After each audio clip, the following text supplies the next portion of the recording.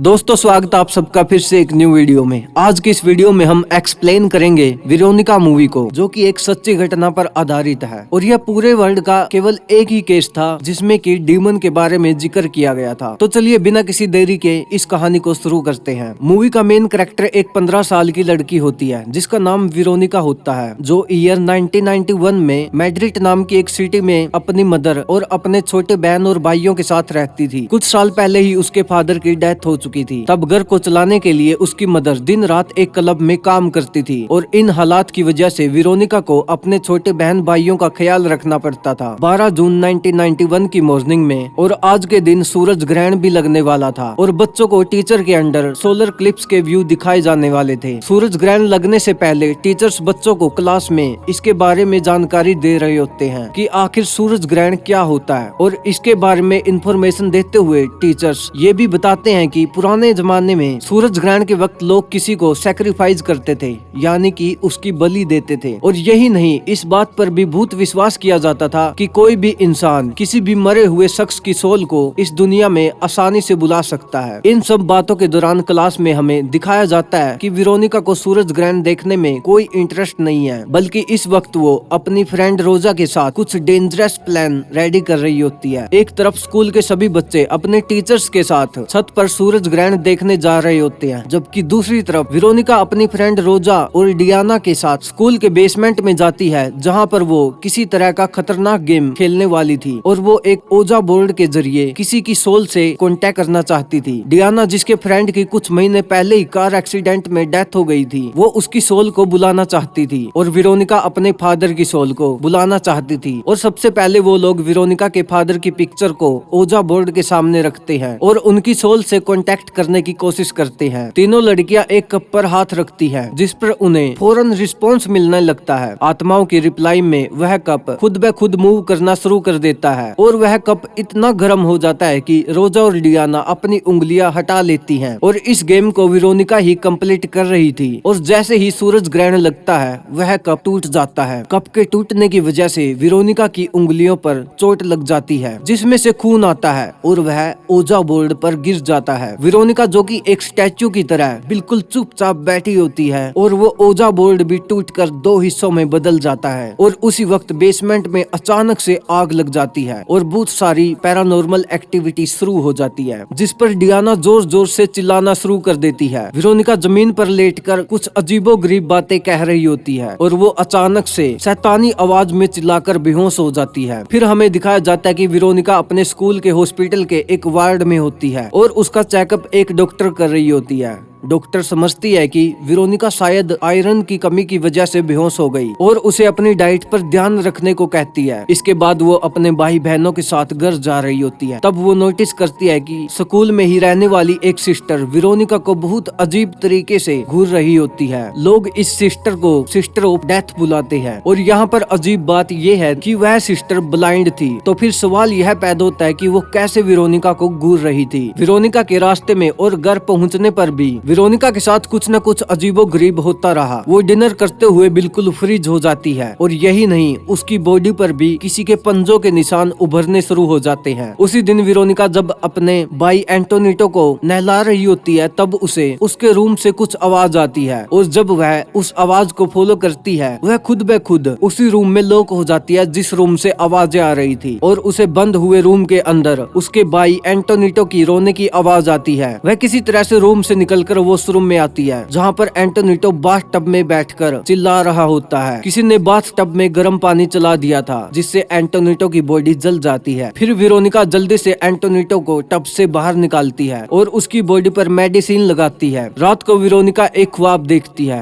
वो अपने फादर को देखती है, जिसमें उसका फादर उसे बुला रहा होता है और तभी काफी सारे शैतानी हाथ उसके बिस्तर में से उभरते हैं और वेरोनिका को खींचने लगते हैं। और वेरोनिका के फादर भी एक ब्लैक डेमन डेमन में बदल जाते हैं और वो उस पर अटैक करने के लिए आदेश दे देते हैं। इसके बाद वेरोनिका की नींद खुल जाती है और वो देखती है कि सब कुछ नॉर्मल है। अगले दिन जब वेरोनिका स्कूल जाती है तब उसकी फ्रेंड रोजा उसे काफी इग्नोर कर रही होती है। इन सब से तंग आकर वेरोनिका वापस स्कूल के बेसमेंट में जाती है, जहाँ पर उसे सिस्टर डेथ मिलती है। सिस्टर डेथ उसे बताती है कि वेरोनिका ने उन डेमन सोल से कांटेक्ट करके एक बहुत बड़ी गलती कर दी है और उसके ऐसा करने से उसके फादर की सोल तो इस दुनिया में नहीं आई बल्कि किसी शैतान की सोल आ गई और वो शैतान हर वक्त वेरोनिका के साथ होता है और इस वक्त भी वह वेरोनिका के साथ ही है। इन बातों के अलावा सिस्टर डेथ ये बात भी रिवील करती है कि जब उनकी आंखें ठीक थी तब उन्हें भी ये सब चीजें नजर आती थी, जिसकी वजह से तंग आकर उसने खुद ही अपनी आंखों को नुकसान पहुंचा लिया। लेकिन बाद में उसे पता चला कि इन चीजों को देखने के लिए इंसानी आंखों की जरूरत नहीं होती। जाने से पहले सिस्टर डेथ वेरोनिका को कहती है कि तुम्हें खुद ही अपने भाई और बहनों का ख्याल रखना होगा, उनकी प्रोटेक्शन करनी होगी। इन सब इंसिडेंट के बाद वेरोनिका अपने सारे घर के रूम में प्रोटेक्शन सिंबल लगा देती है, जिसका मकसद यह था कि वह उस शैतान की सोल को दूर रख सके। लेकिन ऐसा कुछ नहीं होता, वो शैतान बड़ी ही आसानी से उन सारे सिंबल्स को जला देता। और इसके साथ साथ हम यह भी देखते हैं कि वो डेमन सोल वेरोनिका की छोटी बहन लूसिया का गला दबाकर उसे मार रहा है और वेरोनिका उसे बचाने की कोशिश करती है। इस वजह से लूसिया बहुत डर जाती है और वह कहती है कि कोई और नहीं, वेरोनिका ही उसका गला दबा रही थी। जिस पर वेरोनिका उसको समझाती है कि हमारे घर में असल में कोई शैतान आ चुका है और वही ये सब कर रहा है और वो लूसिया को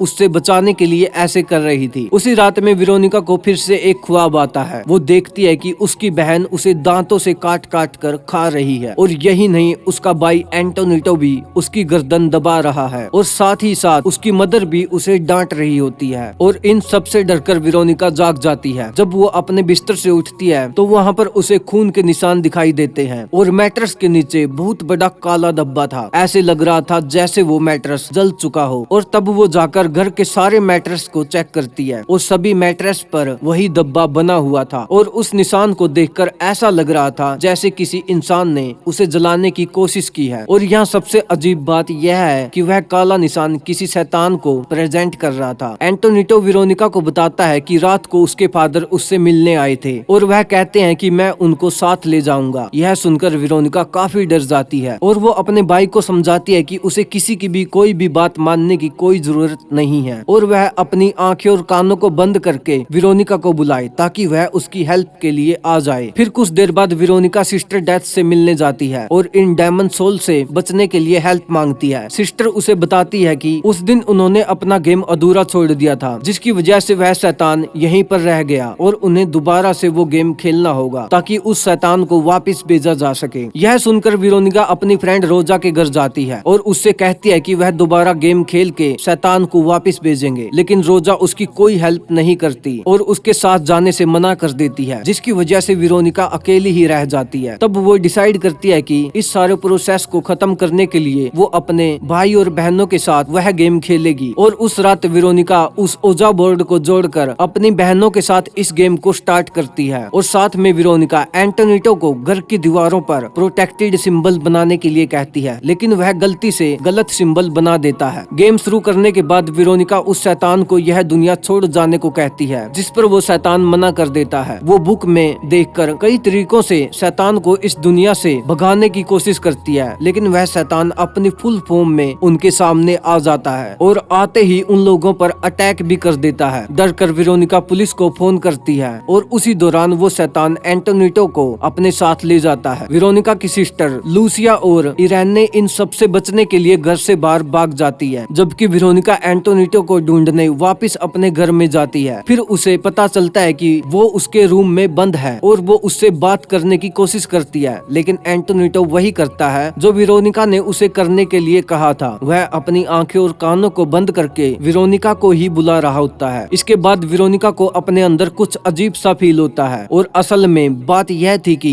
वो शैतान ना इस दुनिया में ना उसके घर में, बल्कि वो शैतान वेरोनिका के शरीर में था। और यहाँ पर सबसे बड़ा राज ये खुलता है कि बाथटब में एंटोनिटो को वेरोनिका ने ही जलाया था और जब वो अपने होश में वापस आई तब उसने उसे बचा लिया। और यही नहीं, अपनी सिस्टर लूसिया के गले को भी वही दबा रही थी और जब वो होश में आई तो उसने ये बंद कर दिया। इसके अलावा घर में जो कुछ भी हो रहा था उसके पीछे वेरोनिका ही थी और उस शैतान शैतान का मकसद पूरी तरह से वेरोनिका पर हावी होना था। और जब वेरोनिका को इस बात का पता चलता है और उसे रियलाइज होता है कि ये सब उसी ने किया है, तब वो एक टूटे हुए शीशे की मदद से अपने गले को काटने की कोशिश करती है, लेकिन वो शैतान उसे ऐसा करने से रोक लेता है। ये सब होने के दौरान पुलिस भी वहाँ पर पहुँच जाती है और जो वहाँ हो रहा था पुलिस उसे देखकर हैरान हो जाती है, क्योंकि वेरोनिका की आधी बॉडी हवा में उड़ रही थी और फिर वो बेहोश होकर जमीन पर गिर जाती है। पुलिस एंटोनिटो और वेरोनिका दोनों को घर से बाहर लेकर आती है और वेरोनिका को एम्बुलेंस में लेकर जाते हैं। डिटेक्टिव आसपास की गिरी हुई चीजों को देखते हैं, फिर उनकी नजर वेरोनिका की एक फ्रेम की हुई पिक्चर पर पड़ती है जो अचानक से जल जाती है और तभी उन्हें इस बात की न्यूज मिलती है कि वेरोनिका अब इस दुनिया में नहीं रही, अब वह मर चुकी है। इसके बाद वह डिटेक्टिव इस केस को लेकर अपनी एक रिपोर्ट बनाता है जिसमें वह क्लियरली मेंशन करता है इन सब इंसिडेंट का रीजन कोई डेमन था जो हमारी दुनिया में किसी अधूरे शैतानी गेम की वजह से आया था। और हैरानी की बात तो यह है कि यह कोई पहला पुलिस केस था जिसमें किसी डेमन का जिक्र किया गया था। आपको यह मूवी कैसी लगी कमेंट करके जरूर बताइएगा और जाने से पहले वीडियो को लाइक कर देना एंड चैनल को सब्सक्राइब कर लेना। मिलते हैं जल्दी ही नेक्स्ट वीडियो में।